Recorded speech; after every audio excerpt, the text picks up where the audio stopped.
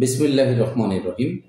দর্শক, স্বাগত পজিটিভ বাংলাদেশের সকালের এই বিশেষ ভিডিওতে। এই ভিডিওটি তাদের জন্য যারা এই মুহূর্তে বিএনপির নাম শুনতেই পারছেন না, বা বিএনপি বা জনাব তারেক রহমানের নাম শুনলে যাদের বমি আসছে তাদের জন্য বলছি। অনেকেই ধারণা করছেন যে বিএনপির দিন শেষ, এখন জামাতে ইসলামের বাংলাদেশ। তাদের জন্যই বলছি, বিএনপির দিন শেষ নয়, বিএনপির দিন শুরু।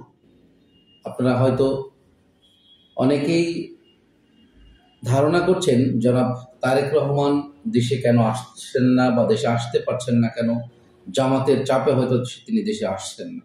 আবার অনেকেরই ধারণা তারেক রহমানের অনেক মামলা তো এখন খারিজ করা হয়নি, মানে তাহলে সরকার কি তারেক রহমানকে দেশে আনার পক্ষে নয়। আবার অনেকেই চাচ্ছেন যে এই যে নির্বাচন হবে, সেই নির্বাচনের একটা রোডম্যাপ দিচ্ছে না সরকার, এটিরই কারণ কি? তাহলে কি সরকার মনে মনে তৃতীয় কোনো শক্তিকে দাঁড় করানোর চেষ্টা করছে? তাদের জন্য উত্তর, প্রথমত সরকার তৃতীয় কোনো শক্তিকে দাঁড় করানোর চেষ্টা করছে না। সরকার নিজেরাই এই দেশটাকে সংস্কারের চেষ্টা করছে মাত্র, এবং দেশের অর্থনীতির যে ভঙ্গুর অবস্থা, সেই অবস্থা থেকে দেশকে একটু টেনে তোলার চেষ্টা করছেন, যে কারণেই জনাব তারেক রহমানও এই কাজটি এই মুহূর্তে চাচ্ছেন।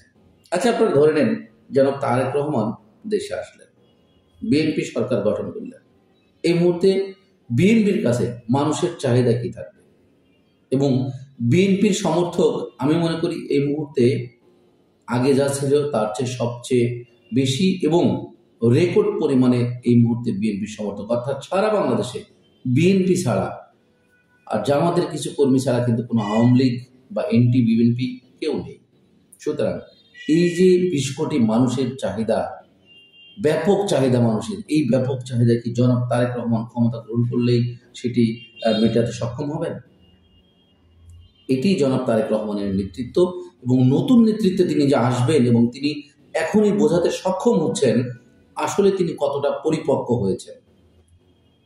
আমি যতদূর জানি তিনি কিন্তু তার দলের নেতাকর্মীদের প্রত্যেকটি প্রেজেন্টেশনে, তার প্রত্যেকটা ভিডিও বার্তায় কিন্তু তিনি বলছেন যে আপনারা ভোটারদের কাছে যান, আপনারা জনগণের পাশে দাঁড়ান, আপনারা জনগণের সমর্থন দেন, দলকে ব্যবহার করে কোনো রকম কোনো কর্মী আর ফায়দা লুটার বিন্দুমাত্র চিন্তা করবেন না। এরকম প্রত্যেকটি বক্তব্য কিন্তু জনাব তারেক রহমান এই কথাগুলোই বলছেন, এবং তিনি তার পরিপক্কতার প্রমাণ কিন্তু দিচ্ছেন যে তিনি কিন্তু সেই 20 বছর আগের তারেক রহমান এখন আর নেই।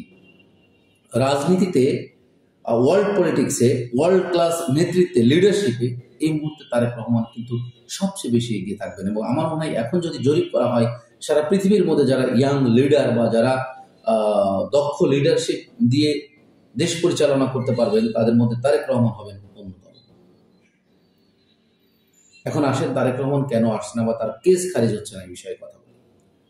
এর আগেও আমি একটি ভিডিওতে বলেছি, তারেক রহমান যদি এখন দেশে আসেন তাহলে এই মুহূর্তে দেশের সংকট কতটা আরো তৈরি হবে দেখেন। আমরা এমনি এই ছাত্র জনতার বৈপ্লব যে পরিবর্তন, ছাত্র জনতার যে গণ অভ্যুত্থান, সেই অভ্যুত্থানের মধ্য দিয়ে একটি স্বৈরাচার সরকার পতন হয়ে আরেকটি সরকার গঠন হয়েছে।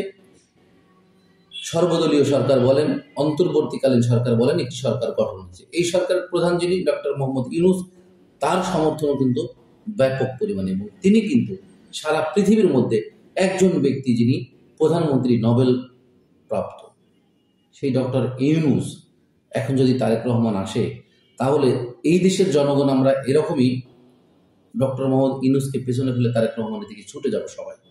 যখন এয়ারপোর্টে নামবেন জনাব তারেক রহমান, তখন দেখবেন এয়ারপোর্ট থেকে শুরু করে সারা ঢাকা শহর কিন্তু লোকে লোকারণ্য হয়ে যাবে। এই পরিস্থিতি ট্যাকেল করা বর্তমান সরকারের পক্ষে